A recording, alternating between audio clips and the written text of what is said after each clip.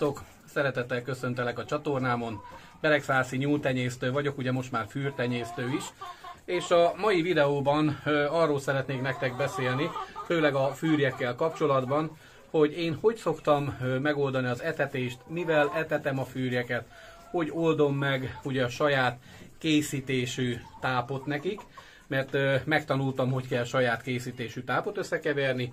Ez be lesz mutatva a videóba természetesen, megfelelő recept alapján, amit olyan fűrtenyésztőktől kaptam, akik már évek óta tartanak fűrjeket, hiszen nagyon fontos, hogy mivel etetjük az állatainkat, hiszen a tojás minősége is nagyban befolyásolja a tojás minőségét, az, amit mi beleteszünk és megetetünk, megitatunk velük. Úgyhogy nézzétek nyugodtan, bátran. Elég szépen nőtt azóta ugye az állomány, a kezdetek óta. Aki még ugye nem tudja, aki még most van itt először a csatornámon, márciusban kezdtem el a fűrtenyésztést, akkor összesen 28 darab fűrjel indultam, amiből már 3 darab rögtön elpusztult a vásárlás és az utaztatás során. Azóta már kétszer tettem be keltetőbe tojásokat, egyszer a 100 darabból kikelt 23 darab, ami nagyon rossz arány, viszont másodjára már a 148-ból kikelt összesen 103, ami már aránylag jónak mondható, és ez mind saját tojások voltak természetesen. Ha nézitek, van saját készítésű fűrketrecem, ugye ez is 3 szintes, illetve vettem gyári fűrketrecet is, ez 4 szintes, így jelenleg összesen ilyen 200 fűrjet tudok szépen elszállásolni. Itt is van a falun egy ilyen kis fűrketrec, ilyen limlombú készítettem, de mint említettem, elsősorban ma az étkeztetés lesz a fő cél, hogy mivel etetek, mivel itatok, hát az itatás ugye az vízzel természetesen, de vannak bizonyos gyógyszerek is, amivel szoktam. Ezt majd egy másik videóba fogom külön tárgyalni, és hogy miért is tesszük bele. Úgyhogy ha új vagy a csatornámon és érdekel a téma, akkor mindenképpen iratkozzál fel, és lájkold, hogyha tetszett, amit hallottál vagy láttál, és hát szeretettel várlak máskor is. Sziasztok! Sziasztok! Ugye, mint említettem, a mai videóban arról lesz szó, hogy mivel etetem a fűrjeket, és ugye nagyon fontos az, hogy nem gyári tápot használok, vagy nem csak gyári tápot, és sőt, úgy igazából próbálom teljesen kikerülni, amennyire csak lehet a gyári tápot. Ezért, mikor elkezdtem a fűrjekkel foglalkozni, az volt az első dolog még, hogy kértem fűrtenyésztőktől tanácsot és receptet, hogy olyan termény összeállítást recept szerint, amivel jól fognak növekedni, amivel minden ásványi anyag, vitamin szükségletüket, fehérjét tudom pótolni, hogy az meglegyen. Ugye először is az kell ahhoz, hogy ezek a dolgok meglegyenek, hogy itthon is legyen mihez nyúlni. Ugye nekem van itthon zab, árpa, itt a zab, ott az árpa, és még az alján van zab, kukorica, ezek mind lassan fogyóba vannak, illetve búza, itt most nem tudom mennyire adja vissza az egész, van tritikálé, és vannak olyan dolgok, amiket én egy ilyen nagy kereskedésbe szerzek be. Az egyik ilyen a borsó, tehát az ipari borsó. A másik ilyen dolog a fekete mag.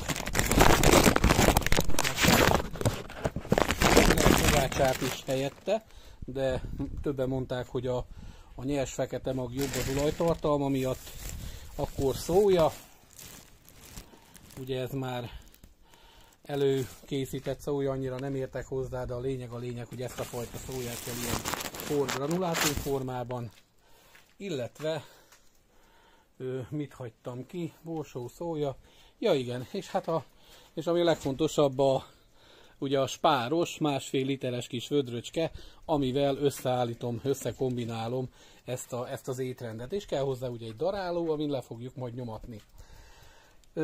A recept szerint van benne, tehát ebbe a 20 literes vödörbe 3 ilyen kis vödör tengeri, 2 darab kis vödör fekete mag, 1 darab kis vödör ilyen 1,5 literes szója, van benne 1 kis vödör zab, 1 kis vödör árpa, 1 kis vödör tritikálé, és borsóból 1 kis vödör, És ha minden igaz, akkor mindent felsoroltam.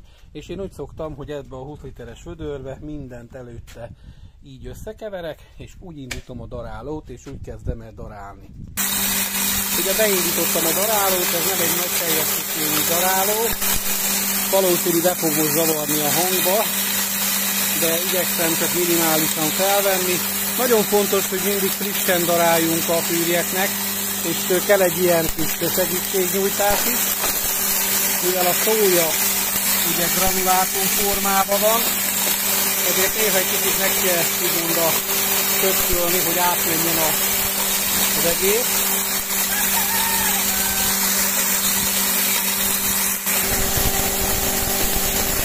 A rosta is nagyon fontos, hogy milyen lyukú rosta van benne. Hát most a közepes nagyságú van, de mikor a kis fűrjek kikeltek, akkor a legkisebbel kezdtem el darálni.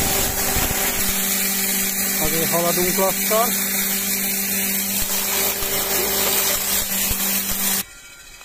Meg is vagyunk, itt van a kész végtermék.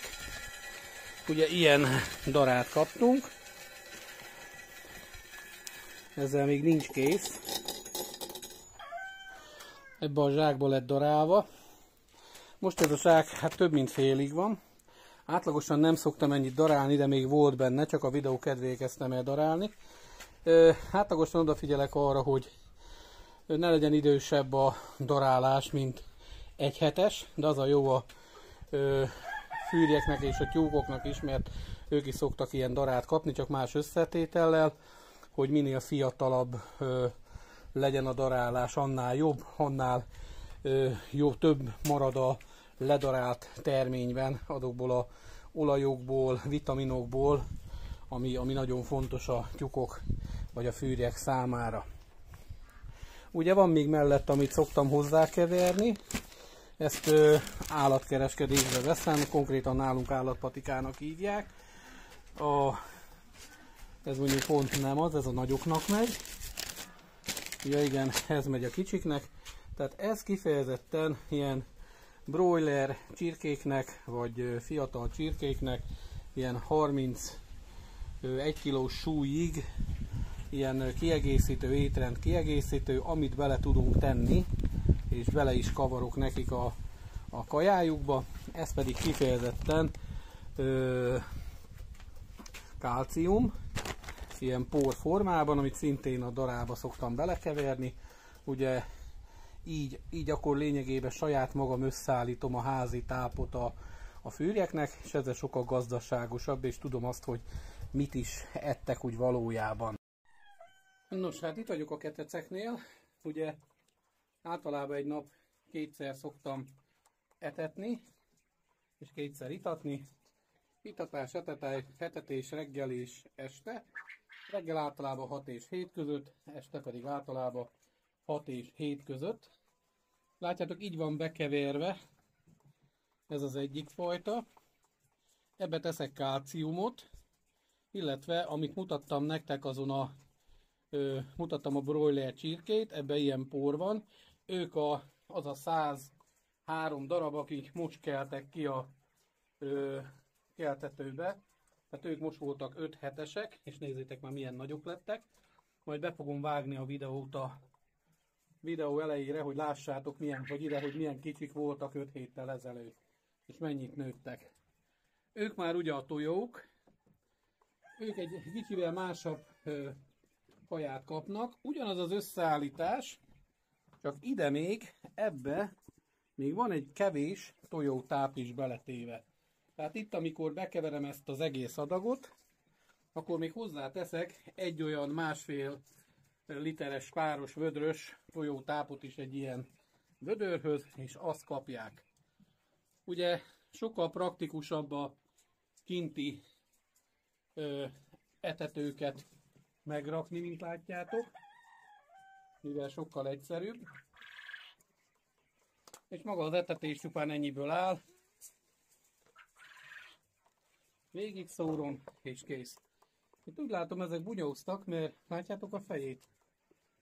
El van szépen verve. Ugye őt most el kell választanom.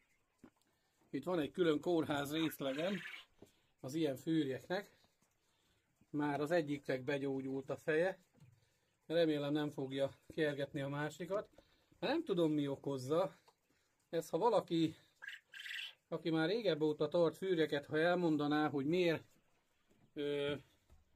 verik így szét egymás fejét, azt megköszönném. Megvizsgálom a többit is, nincs közöttük, mert akkor itt is látszik ezen, hogy itt már bunyó volt, de őt még nem bántom. Hiányuk lehet-e? Esetleg valami, amit nem kapnak meg a kajába, az is okozhatja. És ki is ürültek a vödrök. Úgyhogy egy napra, 2 étetésre 2 ilyen vödör kajára van szükség, és az itatásnál pedig 20 liter vízre. És mivel kiürült, így akkor meg is csinálom a holnapi napra. 1,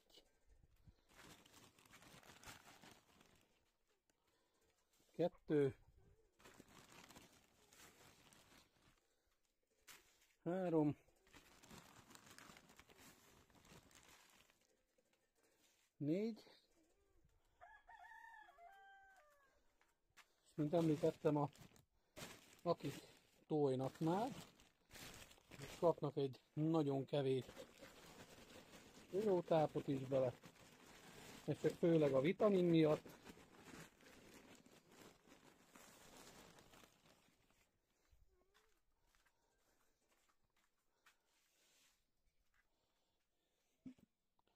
Plusz, ugye ez a kálcium jön a tetejére,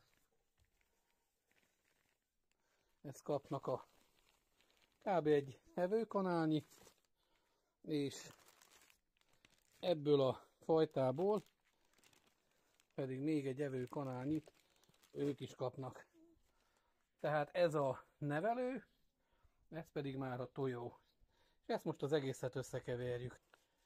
És be is van keverve, tehát így néznek ki, bekevert állapotban. Úgyhogy ez egy 24 órára, ez durván 140 fűrnek. Úgyhogy, tehát ennyit esznek jelenleg.